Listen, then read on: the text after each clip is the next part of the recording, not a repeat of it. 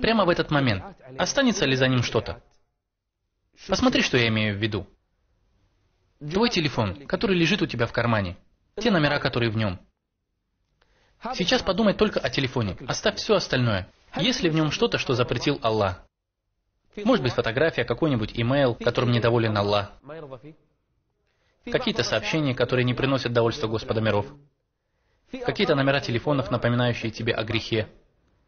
Если ты молодой человек, который записал себе телефонные номера девушек, или если ты девушка, которая записала телефоны юношей, не говори мне, я не буду им звонить. Даже если ты не будешь им звонить, одно то, что ты оставил эти номера в своем телефоне, указывает на твою неискренность в покаянии. Как будто бы в один из дней они тебе понадобятся. То есть ты изначально неискренен в своем покаянии. Хорошо. В чем же тогда решение? Сейчас. Прямо сейчас, когда ты слышишь меня, проверь свой телефон и удали. Удали номера, удали смски, имейлы, удали все это.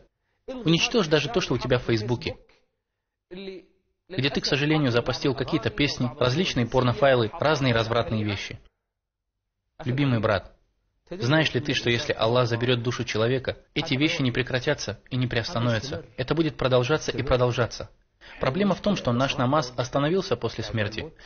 Чтение Корана закончилось. Наш истихфар и спрашивание прощения у Аллаха закончилось. А плохие дела будут продолжаться. А счетчик работает. Так в чем же решение? Сейчас, прямо сейчас, поищи в своем кабинете, в ящиках, в своей комнате, поищи, какие у тебя там бумаги, и уничтожь их. Сожги фотографии, которые напоминают тебе о грехе. Уничтожь все те вещи, которые напоминают тебе о твоем темном прошлом. Устремись сегодня к тому, чтобы разорвать все, что связывало тебя с грехом и ослушанием Аллаха. Это мой искренний совет ради Аллаха. Как много людей умерло, и после их смерти говорили: «Люди, помогите как-то остановить рассылки, которые все отправляются и отправляются от его имени, ведь это грехи, которые он будет брать на себя». Один человек рассказывал: «У меня был друг, и мы не делали намаз, и вообще не соблюдали религию. И вот мой друг умер. Через несколько дней моя мать пошла навестить, и друг был нашим соседом. Она пошла навестить его мать того друга, который умер. А потом как-то раз моя мать сказала мне: представляешь, мать того умершего». Что она сказала? Что каждый день она видит своего сына во сне, как кто-то приходит к его могиле и мочится на нее. Да упасет нас от этого Аллах. Мочится на его могилу. Эта бедная мать боится. Знаете, что говорит тот молодой человек? Он говорит: а я знаю почему. У моего друга был сайт в интернете, где были размещены порнографические фотографии. Он сделал сайт, и этот сайт открыл для общего пользования. Там находятся развратные фильмы и фотографии. У некоторых людей есть аккаунт в Твиттере или Фейсбуке, или личный сайт, на котором они распространяют то, что пожелают.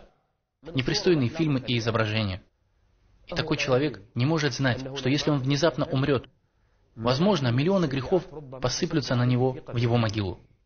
Этот юноша говорит: мы отправили письмо хостеру, чтобы они закрыли домен, но ничего не смогли сделать. Мы не смогли. У нас же не было пароля. Мы не знали и номер счета, чтобы закрыть этот порочный сайт. И он будет работать годы, пока не выйдет время подключения. И только тогда сайт прекратит свою работу. И этот грех не будет прекращаться, а эти плохие дела будут продолжаться. И когда люди будут копировать информацию с этого сайта и помещать ее в другое место, эти дурные дела не будут останавливаться. Устремись к исправлению этого прямо сейчас. Кто-то требует с тебя денег. Верни ему его деньги. Есть какая-то вещь, которую дали тебе на хранение, и которую ты до сих пор не вернул. Верни ее сейчас. Есть кто-то, с кем ты поступил несправедливо. Разреши эту проблему. Требуй у своей души отчета до того, как она будет отчитана Аллахом. Взвешивайте ее до того, как она будет взвешена. Бойтесь Аллаха. И пусть каждая душа посмотрит на то, что она приготовила для завтрашнего дня. Устремись сегодня, любимый брат, уважаемая сестра. Если у нас есть что-то такое в телефоне, в ноутбуке, в компьютере, в ящике, в тетради, в комнате, в любом другом месте, пусть этот день не кончится, пока я не уничтожу все это,